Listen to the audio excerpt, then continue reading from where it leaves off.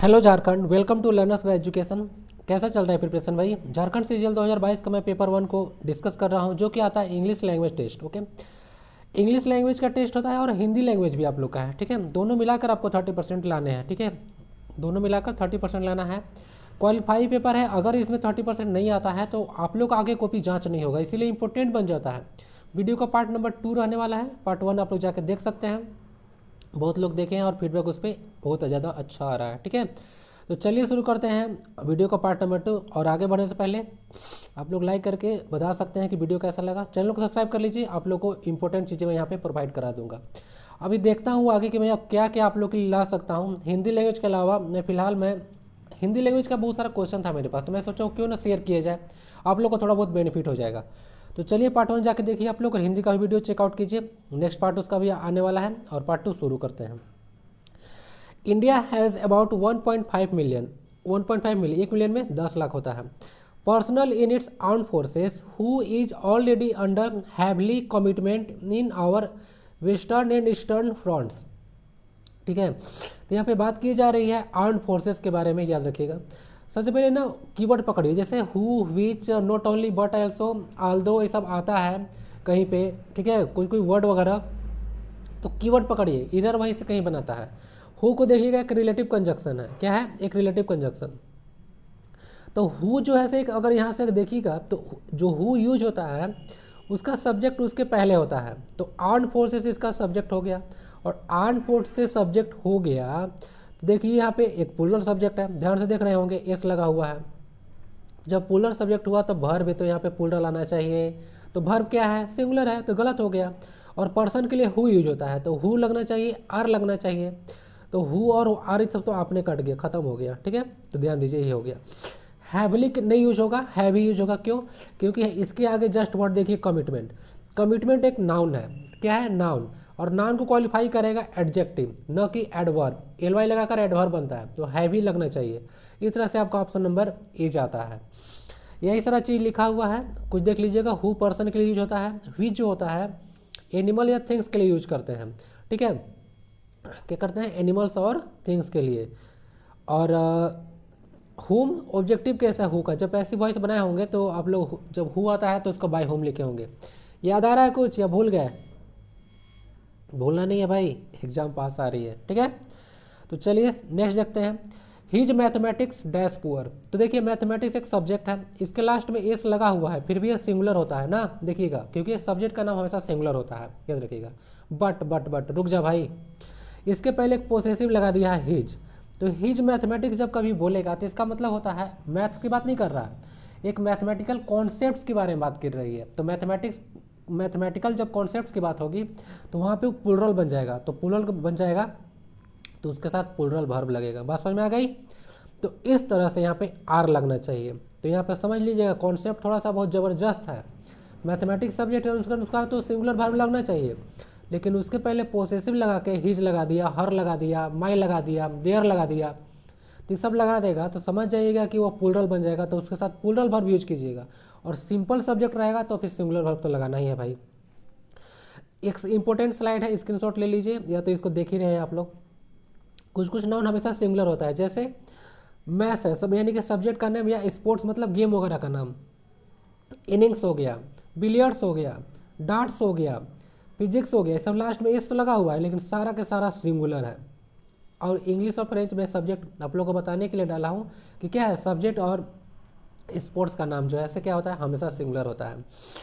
Disease का नाम हमेशा सिंगुलर होता है, जैसे कोई बीमारी है, मिजल्स है, खसरा होता है, रिकेट्स होता है, विटामिन डी कमी से, मम्स होता है, ठीक है, एक तरह का बीमारी है।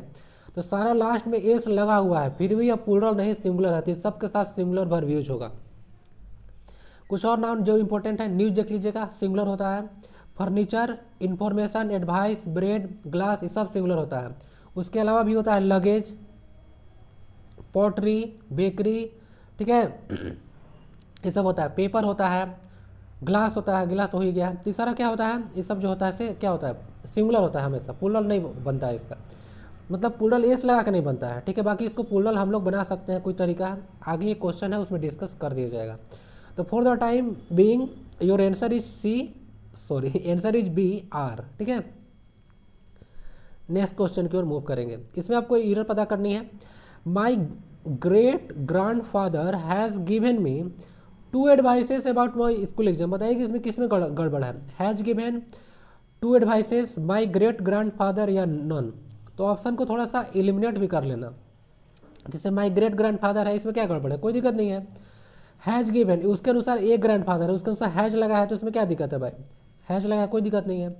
लेकिन जो यहाँ 2 एडवाइसेस कर दिया है, मैं अभी चर्चा कर रहा था कि एडवाइस जो होता है हमेशा मतलब सिंगुलर नाउन है, इसको प्लूरल ऐसे नहीं बनता है, ठीक है, ऐसे प्लूरल नहीं बनता है। तो हम लोग क्या कर सकते हैं इसको प्लूरल बनाने के लिए, तो आगे थोड़ा समझिए कि हम लोग इसको प्लूरल बनाने के लिए 2 पीसेस ऑफ एडवाइस लिख सकते हैं। एडवाइसेस ADVICES एडवाइसेस लिखना प्लूरल, इसको एडवाइस को प्लूरल बनाना गलत है, ठीक है, बस समझ में आ रही है। मैं चर्चा करूंगा थोड़ा सा और, देखिएगा बहुत बड़ा कॉन्सेप्ट है, ऐसे फॉर द टाइम समझ गए, एडवाइसेस को ऐसे प्लूरल नहीं बना सकते हैं। तो फिर क्या हो सकता है, तो ऐसे इसको 2 पीसेस ऑफ एडवाइस करके इसको सही कर सकते हैं। तो फिलहाल समझिए 2 एडवाइसेस में गड़बड़ी है, यानी कि पार्ट नंबर बी आपका सही आंसर हो गया, मैंने जो गलत है वही सही है, यही ना। तो 2 एडवाइसेस में गड़बड़ी है, 2 पीसेस ऑफ एडवाइस करके इसको सेंटेंस को सही बनाया जा सकता है। तो जैसे कुछ कुछ है सिंगुलर नाउन को हमेशा प्लूरल आप लोग ऐसे बनाइएगा, a piece of, a loaf of, heap of, bits of. तो ऐसे ऐसे करके आप लोग क्या कर सकते हैं, इसको प्लूरल बना सकते हैं, बात समझ में आ रही है। तो इसको ऐसे प्लूरल बनाया जा सकता है। साउंड अच्छा आ रहा है, बताइए जरा। तो चलिए हो गया। अब एक इम्पोर्टेंट बात करता हूँ, जैसे कि मैं अभी बात किया कि एडवाइस को हम लोग प्लूरल नहीं बना सकते हैं जब इसका अर्थ क्या हो, सलाह हो। लेकिन अगर प्लूरल बना दे तो क्या होगा, तो अगर कुछ ऐसा नाउन जिसको प्लूरल नहीं बनाया जा सकता है, उसको हम लोग प्लूरल बनाते हैं तो उसका अर्थ चेंज हो जाता है। तो एडवाइसेस का मतलब होता है सूचनाएं, बात समझ में आ रही है। जैसे आयरन होता है, आयरन क्या है, एक मटेरियल नाउन होता है, इसको प्लूरल नहीं बना सकते हैं। लेकिन अगर प्लूरल बना दिए तो उसका वो प्लूरल नहीं बनता है। लेकिन अगर एस लगा हो तो उसका मतलब क्या होता है, मीनिंग चेंज हो जाता है। तो इसका मतलब होता है फेटर्स, क्या होता है, फेटर्स मतलब हथकड़ी। उसी तरह से वुड होता है, तो वुड को तो प्लूरल नहीं बना सकते हैं, लेकिन अगर वुड एस लगा दिए तो इसका मतलब क्या होता है, तो इसका मतलब होता है जंगल। एक और होता है, जैसे कि होता है आपका क्या था, हाँ गोल्ड है, तो गोल्ड को हम लोग अगर गोल्ड्स कर दिए आप तो क्या बन गया उसका, गोल्ड्स का मतलब होता है गोल्ड मेडल्स, समझ में आ गया। एक और है वाटर, तो वाटर अगर है तो उसको तो प्लूरल नहीं बना सकते हैं क्योंकि अनकाउंटेबल नाउन है। तो फिर भी अगर वाटर्स बना दिया जाता है तो उसका मतलब होता है क्या, वाटर बॉडी, जैसे कि नदी, तालाब, झील, झरना, ओके। तो ऐसा कॉन्सेप्ट होता है, इसको याद रखिएगा। हाँ, मटेरियल नाउन को प्लूरल नहीं बनाया आपने, एक नया वर्ड होता है ये सब चीज़, बात समझ में आ रही है। तो यही आपका आंसर हो गया, देख लीजिएगा यहाँ पे 2 पीसेस एडवाइसेस गलत है, 2 पीसेस ऑफ एडवाइस लगा दीजिए, सही हो जाएगा। नेक्स्ट क्वेश्चन की ओर मूव करेंगे। Each man and each women dash to the party, क्या लगना चाहिए, वेयर, वाज, हैव या नोटा। तो क्या लगना चाहिए, देखिए यहाँ पे सारा जो है से each man each women have invited to the party, have और वेयर दोनों लग सकता था अगर बात की बात है। यहाँ पे याद रखिएगा, कॉन्सेप्ट समझ लीजिए पहले। अगर ईच आता है उस पर सिंगुलर काउंटेबल नाउन लगता है, अब एंड उसके बाद ईच और सिंगुलर काउंटेबल नाउन आता है तो सिंगुलर वर्ब होता है। ईच के बाद सिंगुलर काउंटेबल नाउन और एंड जो होता है वो सिंगुलर काउंटेबल नाउन, तो सिंगुलर वर्ब आता है। कहने का मतलब है कि ईच के साथ सिंगुलर काउंटेबल नाउन आएगा, ठीक है, उसके बाद अगर एंड आता है तो सिंगुलर काउंटेबल नाउन आएगा। और वर्ब जो होता है हमेशा सिंगुलर ही होता है, क्या होता है, हमेशा सिंगुलर वर्ब होता है, चाहे ईच दोनों के पहले नाउन के पहले लगा हो या सिंगुलर नाउन के पहले लगा हो। अगर दोनों एंड से कनेक्ट है तो, जनरली ऐसा नहीं होता है, जनरली अगर एंड से 2 नाउन्स कनेक्ट होता है तो प्लूरल हो जाता है, वर्ब सिंगुलर नहीं लगेगा, प्लूरल वर्ब लगता है। बट ईच का केस में थोड़ा सा डिफरेंट है, वर्ब सिंगुलर होता है। तो उस तरह से ईच मैन और ईच वुमेन के लिए आप लोग क्या कर दिए, वाज लगा दीजिए, ऑप्शन नंबर 20 सही हो जाएगा, ठीक है। तो चलिए यही हो गया। कुछ कुछ नाउन जो होता है ऐसा क्या होता है, एंड से कनेक्ट होता है लेकिन मीनिंग एक ही जैसा देता है, मतलब एक देता है, तो उसको क्या बोलते हैं हम, तो उसके साथ सिंगुलर वर्ब लगाते हैं। जैसे ब्रेड एंड बटर, क्या है, ब्रेड एंड बटर, समझे। और ऐसा बहुत सारा वर्ड है, शायद अभी हमको याद नहीं आ रहा, थोड़ा सा तबीयत खराब चल रहा है।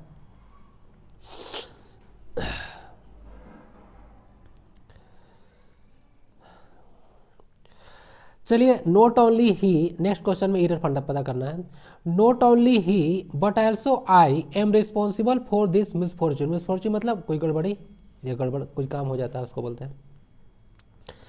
तो आइए इसको कॉन्सेप्ट को हम लोग समझ लेते हैं, उसके बाद क्वेश्चन पे लौट के आएंगे। जैसे जब दो नाउन जो होता है से फ्लोइंग कंजंक्शन से कनेक्ट होता है तो उनके जो वर्ब होता है वो नियरेस्ट सब्जेक्ट के अनुसार आता है। किसके अनुसार? नियरेस्ट सब्जेक्ट के अनुसार।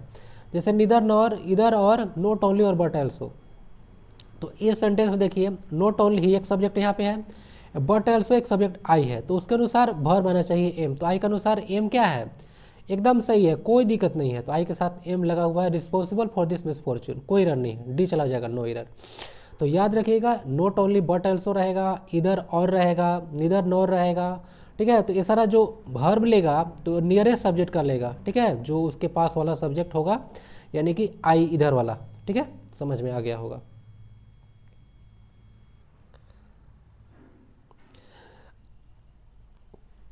The hotels of Delhi are more dash than Lucknow. देखिए होटल्स ऑफ दिल्ली के बाद मोर लग्जरियस देन क्या कर रहा है? मोर luxurious then Lucknow.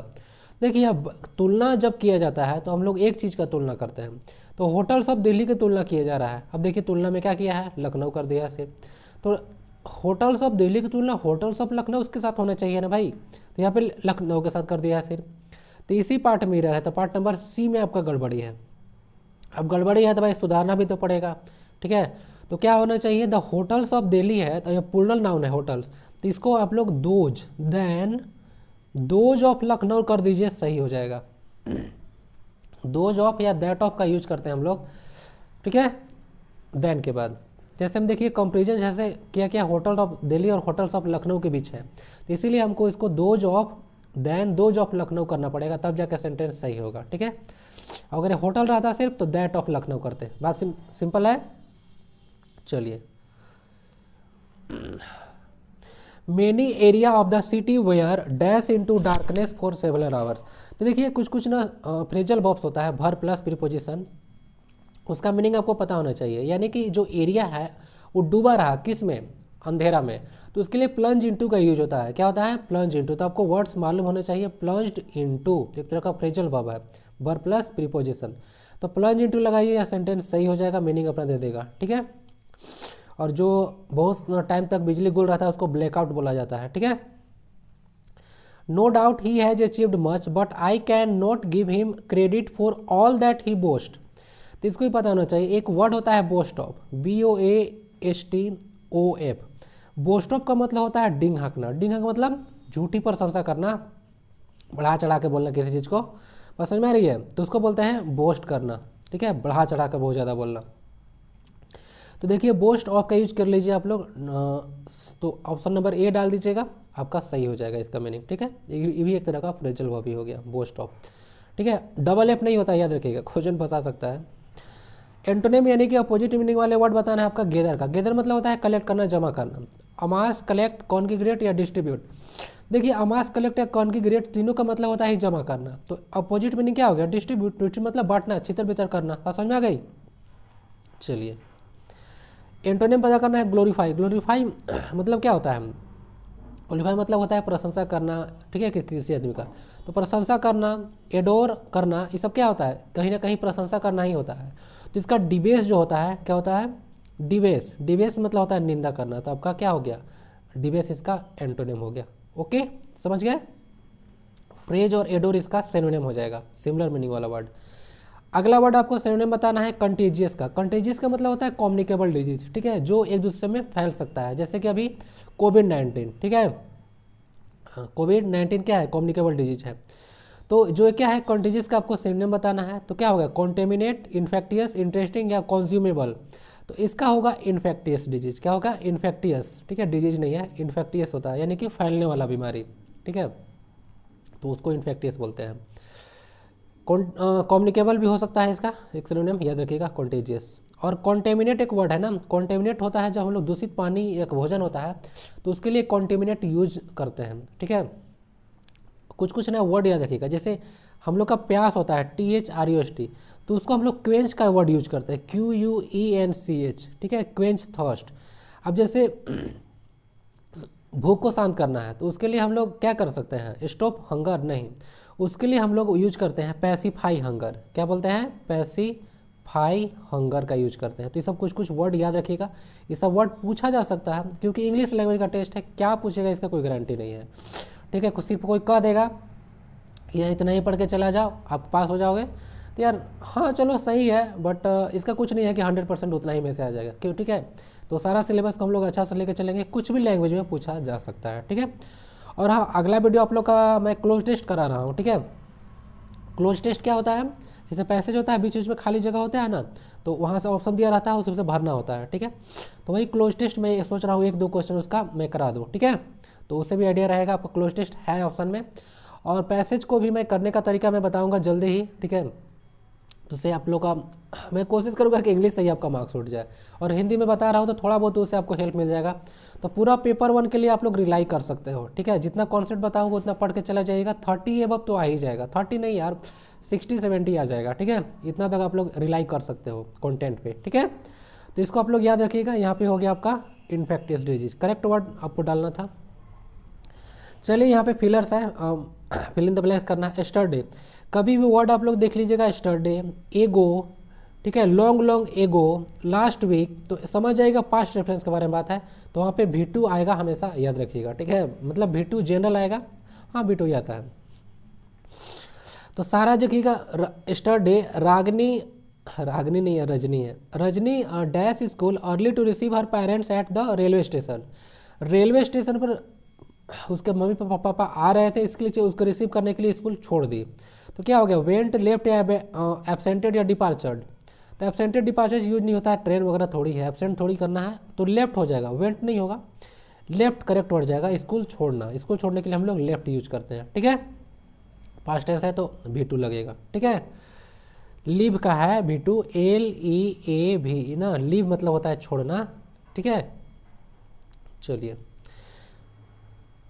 Next question की ओर मूव करेंगे। Vishal's heart dash at the sight of the beautiful jewellery. तो देखिए एक चीज़ हमेशा याद रखिएगा, कोई ब्यूटीफुल प्लेस होता है, ठीक है, जहाँ पर आपका दिल अटक जाए, तो उसके लिए हम लोग लिफ्ट एट का यूज करते हैं। किसका, LEAPT एट, लिफ्ट एट। ठीक है, क्या करते हैं, लिफ्ट एट का यूज करते हैं, यानी वहाँ पे चला जाना, उछल के चला गया मेरा दिल वहाँ पे, यानी कि उस चीज़ हमको बहुत क्या होगा, मनमोहक लगा, तो वहाँ पे हम लोग लिफ्ट एट का यूज करते हैं। तो क्या लग जाएगा, Vishal heart lift at the sight of the beautiful jewellery, यानी कि वहीं पे अटक गया। ठीक है, तो ये सब वर्ड आपको मालूम होना चाहिए कि लिफ्ट एट का मीनिंग क्या होता है, अदरवाइज बनेगा नहीं।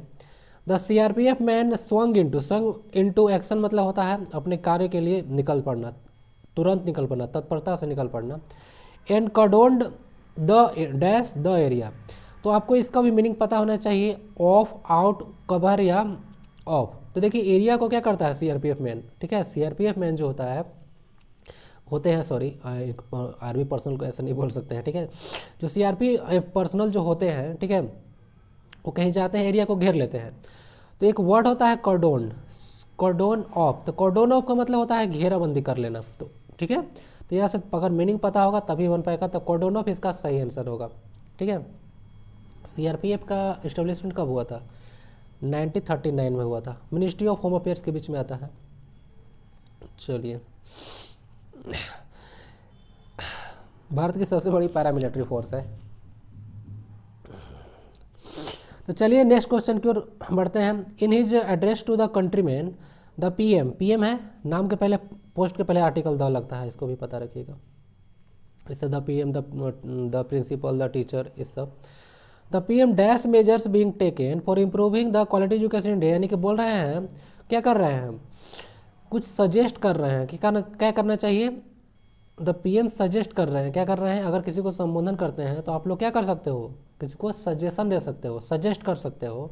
क्या बोल सकते हैं, the PM suggested measures being taken, क्या है, measures being taken for improving the quality education in India. ठीक है, तो यहाँ पे सजेस्ट वर्ड का यूज कीजिएगा, सेंटेंस सही हो जाएगा। ठीक है, लुक फॉर का मतलब होता है खोजना ना, याद रखिएगा, लुक फॉर या स्क्राउच फॉर मतलब खोजना होता है। मिस स्पेल्ट वर्ड यानी कि कोई सेंटेंस देखिए, वर्ड देखिए जो गड़बड़ है उसको बताइए।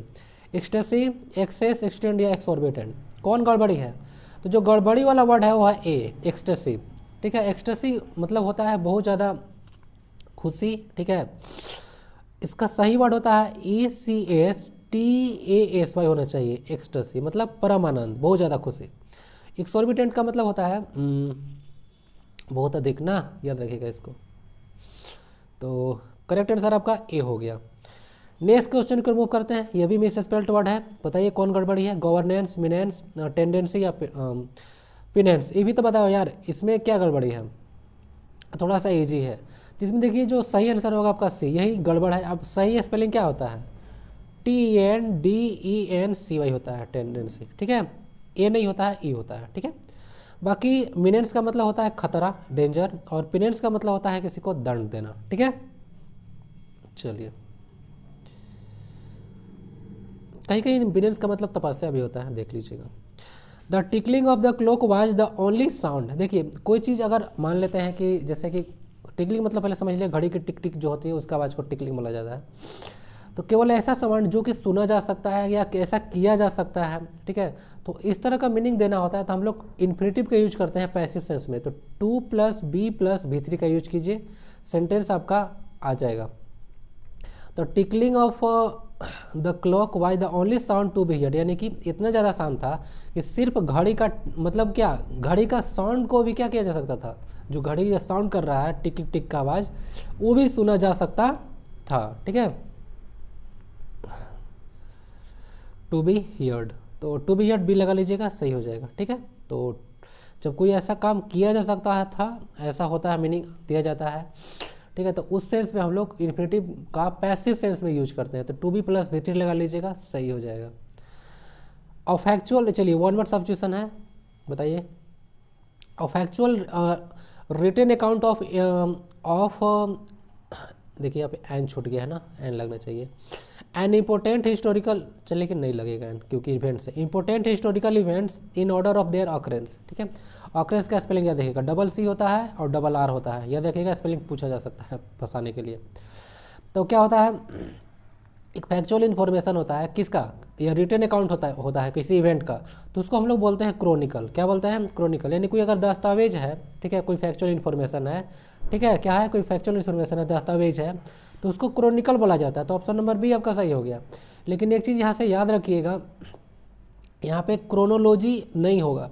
क्रोनोलॉजी होता है कोई इंपॉर्टेंट डेट्स को ऑर्डर वाइज उसको अरेंज करते हैं, तब जाकर उसको क्रोनोलॉजी बोलते हैं। जैसे बाबर का युद्ध हुआ 1526 में, 27 में, 28 में, ठीक है, 29 में, 30 में, तो ऐसे ऐसे अगर जो युद्ध हुआ तो उसके अनुसार क्या हुआ, तब जो है उसके अनुसार उसको क्रोनोलॉजी कहते हैं। बात समझ में आ रही है।